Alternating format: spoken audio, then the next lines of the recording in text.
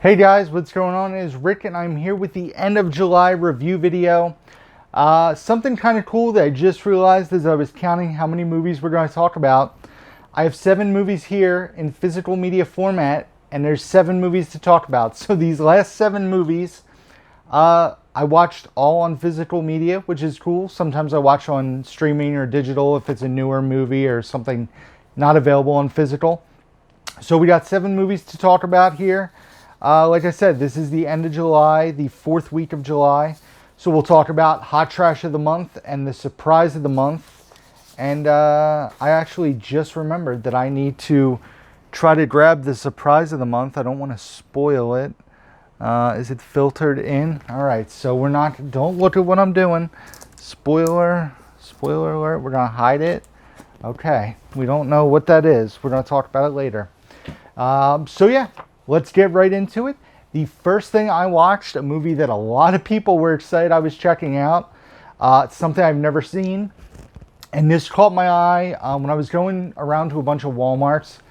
I always kind of peeked in the $3.74 bin, the $5 bin, and saw this for $3.74. And know it came out on Warner Archives recently, but it wasn't part of the 4 for $44 sale they just did. So I decided to grab it on DVD because I had never seen it before, and I know a lot of people rant and rave about it, and that is Selena, which stars, or Selena, or I don't want to say it wrong, Selena, right? Selena. We're going to go with Selena, with Jennifer Lopez, and this movie seems to really hold a special place in a lot of people's hearts. I wasn't really familiar with Selena's music until I watched the movie, and there was definitely songs of hers that I guess have become much more popular since her passing. Spoiler alert, but yeah, I mean, almost 25 years ago now, I think. But anyway, so going into this, I'm not the biggest fan of Jennifer Lopez. I think she's pretty overrated as an actress for the most part. And I will say that this movie really proved me wrong with my dislike of Jennifer Lopez, because she was fantastic as, what was her last name? It's awful that I don't know that, huh? I feel like a jerk. So anyway, she did a great job portraying Selena. Obviously she can dance, she can sing. She's a pop singer, Jennifer Lopez, and I would say Selena was a pop singer. But the performance that she gave in this film was absolutely phenomenal. She did a fantastic job. The story is not only a heartwarming story, but also a heartbreaking story. And obviously, if you're familiar with her story, which I spoiled a bit, so I apologize, it is a pretty heavy movie in aspects. But I really enjoyed this movie. I gave it a 4 out of 5. We'll definitely have to upgrade to the Blu-ray at some point, the Warner Archives Blu-ray, at some point down the line. So Selena on DVD, 4 out of 5. I enjoyed it.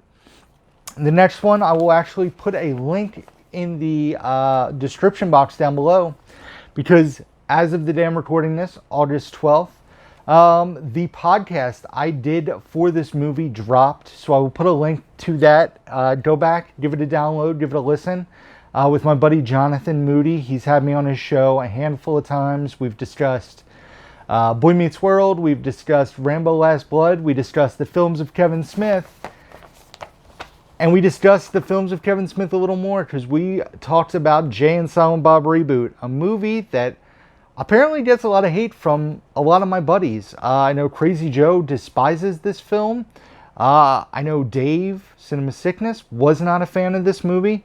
But as a massive Kevin Smith fan, I would say Kevin Smith, if somebody asked me my top 5 favorite directors of all time, even though I may not care for Tusk and Yoga Hosers, Kevin Smith, even though he doesn't make 5-star movies in my opinion, is one of my top 5 favorite filmmakers of all time. I love the universe he's created. I love the humor that he uses in his movies. And this was no different for me. I really enjoy Jay and Silent Bob Reboot. This copy here was sent to me from Lionsgate Home Entertainment. I went and saw this movie the day before my birthday last year when they did a special 2-night event, and that was the only way you could see it in theaters unless you went and saw the road show where Kevin Smith and other people from the film answered questions after the movie. But, like I said, I did a podcast. We recently watched rewatched Chasing Amy, which is probably my favorite Kevin Smith movie. And the best part in this film ties in with Chasing Amy. It is a scene with Ben Affleck, a scene a long time coming. Kevin Smith and him had a bit of a falling out and just kind of disconnected. And there's a scene in this movie that is probably the most heartfelt stuff in a Kevin Smith movie in a very, very long time. And it didn't really feel out of place. It felt like it was a perfect tie-in to the story. And I love all the references to other Kevin Smith movies where he pokes fun at himself. There's other self-referential things like Jason Lee about the Squeakquel, because he was the voice of Dave and was Dave in the Alvin and the Chipmunks movies. There's really funny gags and goofs in the end credits of this movie that I enjoyed. A scene with an interview with Stan Lee, basically what Kevin Smith was going to have him do in this movie. And there's other nods to Stan Lee throughout this movie. If you guys didn't know, Stan Lee was in Mallrats, one of Kevin Smith's other films. And, it was a bit of a bummer to me that Jeff Anderson wasn't in the film. Him and Kevin Smith had some issues which have since been fixed and taken care of, if you will. So it looks like we're going to get a Clerks 3 possibly. But I really enjoyed this movie. And like I said, I did a podcast. We talked about this and other Kevin Smith stuff. I try to mention physical media a few times in there as it's such an important part of my life. So I'll put a link down below. Give it a listen. Check it out if you guys want. And I gave Jay and Silent Bob Reboot a 3.5 out of 5. By the way, I love this matte slipcover. I love the artwork of the slipcover. I know it was the poster. There's a Quick Stop reference in there. There's Iron Bob. There's Brody. There's some movies stuff. There's a Chronicon thing. There's just a lot of references to the universe. And yeah, so like I said, I really, really enjoyed Jay and Silent Bob Reboot. I guess I'm among the minority with my friends. But it is what it is. Next up, I showed my girlfriend one of my favorite comedy movies of all time, a classic. And that is Caddyshack, which stars Chevy Chase, Rodney Dangerfield, Bill Murray, and Ted Knight. And it was her first viewing. It was very hard for me to not quote along with the entire movie because this is one that I can quote along with nonstop from start to finish. She said it was okay. She wasn't the target audience. I guess I'm the target audience because I love Caddyshack. I think it's fantastic. I think there's laughs throughout. Rodney Dangerfield plays the obnoxious businessman perfectly. Chevy Chase is the clueless multi-millionaire, probably a billionaire, Ty Webb. You have Bill Murray as the weird groundskeeper. Ted Knight as the uptight Judge Smales. But then you have Danny Noonan, who's the lead in this film, played by Michael O'Keefe. And he is not great when he is the one who's in command of the scene or isn't in the scene with one of the other big names in this movie. But luckily, most of the time he's on screen, he is surrounded by one of these people, and they really help him with the scenes. And he's good as the character of Danny Noonan, but this is comedy gold, in my opinion. I give this a 5 out of 5. It is one of my favorite comedy films of all time. Definitely in my top 10. And Caddyshack, like I said, gold in my opinion. Next up was a first-time watch for me. And this movie just was intriguing to me based on the synopsis. And that is The Age of Adaline, which stars Blake Lively. And so basically, Blake Lively plays a girl, Adeline, and I don't think any of this is spoilers. Yeah, okay. So she's involved in some kind of accident when she's 29 years old, and that accident causes her body not to age. So it's a bit of like a romantic movie crossed with like a sci-fi, but it doesn't just leave it at that. There's some explanation of how or why she doesn't age, and so it shows the difficulties of trying to lead a normal life with not aging. She has a daughter that obviously is much older than her at parts of this movie. And basically maybe dealing with how to live for an elongated period of time with not aging and avoiding people you've met or know when you look exactly the same. So, like I said, not a romantic comedy, but definitely a romance movie with a sci-fi twist. Blake Lively was great as Adeline, the lead in the film. It also has Harrison Ford, Ellen Burstyn, Kathy Baker in the movie. Do I need to revisit this? Probably not. I don't know if this will stay on the shelf, because now that I've seen it, I'm not like, oh, I need to watch that again. It was good enough. I give it a 3 out of 5. Definitely didn't dislike this film. But yeah, I give it a 3 out of 5, and it was okay. And next is a movie definitely not making my shelf. I've talked about this film on my Instagram. I've pretty much already offered this up to somebody. They really want to watch it because I believe Plaid X2 Jonathan, is a big Mel Gibson fan. I could be wrong, but I'm pretty sure that's what I remember seeing on his Instagram. I think he said that. I could be creating something in my head. But that is the 2020 film Force of Nature. This was something. I saw the trailer and thought it would be like an entertaining action film. It has Mel Gibson and Emile Hirsch as the leads. And however, this movie is incredibly sloppy.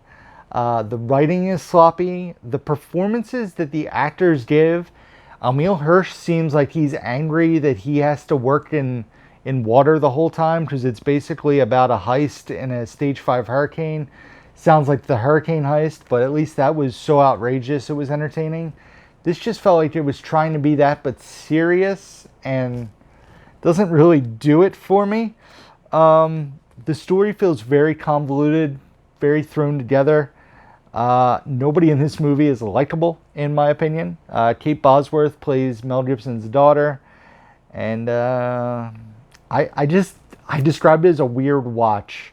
I fell asleep the first time I watched it and had to put it in the next morning to rewatch the last 35 minutes because it was that good. So, and I watched it during the daytime. So yeah, I can't recommend this. And it just felt like nobody wanted to do this movie. And then there's something very forced that happens in the last 5-10 minutes. And it's like, really? We needed to squeeze that out of this story on top of just being mediocre? Not even mediocre. I give this a 1 out of 5. Like I said, this is not making my shelf. I believe that it's going to a new home. I'm going to actually, now that I've recorded this, I'm going to reach out to that person and make sure they still want it. So, we have that. Next up, this is a movie I've been wanting to revisit. I talked to Bridget about it, and I found it on Blu-ray a while ago. It's a fantastic coming-of-age film from 2015? 2013, so it's even a little older than I thought. And that is The Kings of Summer. This is probably a movie that a lot of people may have not heard of. An under-the-radar film, if you will. Nick Robinson plays the lead in this movie. And if you recognize him, let's do this. Do you recognize him? Hold on. Oh, man. Yeah.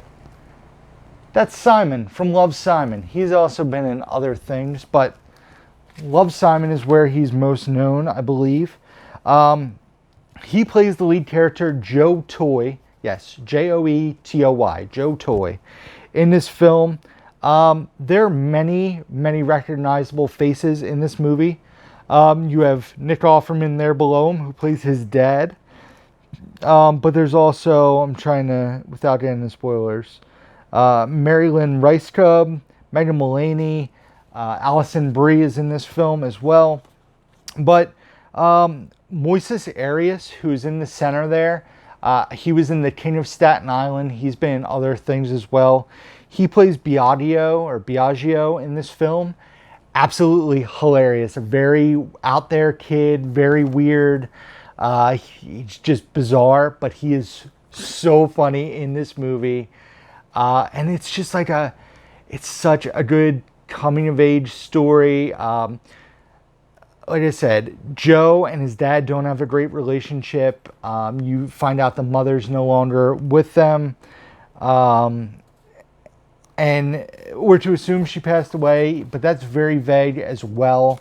Allison Brie plays the sister, and he basically decides that during the summer, him and his friends are going to go live in the wilderness. They're going to build their own, house, fort, if you will, and they're going to get their own food and basically run away from home, him and his two friends. His other buddy is Patrick, who has a broken foot, and I'm like, there's parts where they're walking through the river and he has this big cast on his foot, and I was like, I kept waiting for, his foot's gonna get infected and he's gonna lose his foot, and that doesn't really pan out. It doesn't go pan out. That doesn't go that direction, but I kept waiting for it. But like I said, there's a few things that I have issues with in this film, and it probably is what stops it from being a 4-star movie for me. There's just unanswered questions which bother me. But I love this movie. I've watched it twice. I will definitely watch it again. I give this a 3.5 out of 5. I highly recommend it. Like I said, The Kings of Summer came out in 2013 from Sony. Check this one out, guys. Like I said, it's something that I guarantee a lot of people watching this video are like, what is that? Like, I've never heard of that movie. Check it out. I don't think you'll be disappointed. And then the last movie we watched in July was a first-time watch for all three of us, Bridget, RJ, and myself. One of 2 Pixar movies I haven't seen. The other one is now in my hat to watch, and that is Cars 3 with that nice metallic hologram slit. Look at that. Bam, ba-bam. Ka-chow. There we go. First time watch, like I said, and I really enjoyed this. You want to talk about a dramatic improvement over Cars 2, which is perhaps the worst Pixar film of all time. Cars, I enjoyed. I didn't think it was an amazing film. I want to say I'd probably give it a 3.5. And Cars 2, I want to say is a 0.5 star or 1 star movie in my opinion. And this got us back on track. I gave this a 3.5, spoiler alert. But there's a lot of like real world stuff that the movie tries to kind of put in an animated film, and there's humor and there's drama, and it's about, what you're going to do when you get older and that kind of stuff. But it also has the humor of like, there's female, I don't want to say female empowerment, but dreams and realizing those dreams and not letting people tell you that you can't follow through on those dreams because of what you are or who you are. The movie tackles a lot of that. And for an animated movie, it's nice to see an animated film with a message that is not like eye-rollingly bad or anything. So Cars 3, like I said, I enjoyed it. I give it a 3.5 out of 5. And that is it for July reviews. So I'm going to take a quick drink of water. So all in all, 26 movies in July. Like I said, things are kind of getting back to normal in some aspects. I'm still going into the office and helping out occasionally, but still not fully back to work. So I do have time to watch movies, but doing a lot of other stuff as well. Like I said, the eBay thing has been very good, and enjoying more time with RJ and Bridget and whatnot. So 26 movies watched in July. Hot Trash of the Month, I don't physically hold, thankfully. That was Winchester, which, like I said, we watched on Netflix on a whim, and I fell asleep and didn't even bother going back to rewatch it. I can already tell you, this is being recorded on the 12th of August. In the first 10 days of August, I probably watched a contender for the worst movie of the year. Hot Trash of the Year, definitely. It is going on that list. Although it'll be interesting to see what I do for Hot Trash of the Year and Best Movies of the Year. Depending on if things go back to normal, it might only be like a top 5 best and worst situation. But in the beginning of August, I watched the worst movie of the year. Worse than Like a Boss. Worse than The Rhythm Section. Worse than The Turning. That's a tease, so you come back to watch the August video. And then we had the surprise of the month, which was, I still can't believe it, Howl's Moving Castle. My surprise of July. I really enjoyed this and makes me want to watch more not Kurosawa. Totally different. Studio Ghibli films. Why was I saying Kurosawa? Miyazaki. Kurosawa is a lot of the Criterion guys. Miyazaki, Studio Ghibli films. Like I said, I've seen Spirited Away. I've seen this now. I enjoyed Spirited Away. I really, really liked this. And I think it surprised Bridget how much I enjoyed it. But I enjoyed it. So Howl's Moving Castle. Surprise of the month, guys. And Hot Trash of the month, Winchester. Cannot recommend it. I was torn. It was going to be Force of Nature, not Forces. Not Ben Affleck. But thinking about how bad Winchester was and how I fell asleep and didn't have any desire to go back and rewatch what I missed and was just annoyed by the characters in the movie, it wins out for Hot Trash of the month. So thank you guys for watching. As always, be sure to give this video a thumbs up if you enjoyed it, or if you want to be like Orange Cassidy, you can give it one of these thumbs up. I appreciate that as well. Also, be sure to subscribe if you guys don't do so already, and hit the bell notification, because I'm putting out videos, I'm doing live streams, I do all that good stuff. So hit that bell so you guys know when it's happening. Also, be sure to check out the description box down below. Like I said, I will put a link to the podcast I did, the Hollywood Boulevard podcast with Jonathan Moody. Be sure to check it out, give it a listen, give it a download. Jonathan puts out great podcasts. He has a whole network that he does. So check that out. Also check out links to my Facebook, Instagram, Twitter, my YouTube. Yeah, my YouTube page. What? My Letterboxd page where I rate and review all the movies I talk. Hi, I'm Rick. Letterboxd where I rate and review all the movies I watch. Also check out my eBay page. Check out my Blu-ray.com profile, Amazon wishlist, email address, P.O. box, all down below. Apparently I don't know how to talk, so until next time, whose movie to down? That didn't sound right, did it? Oh well. See you guys next time.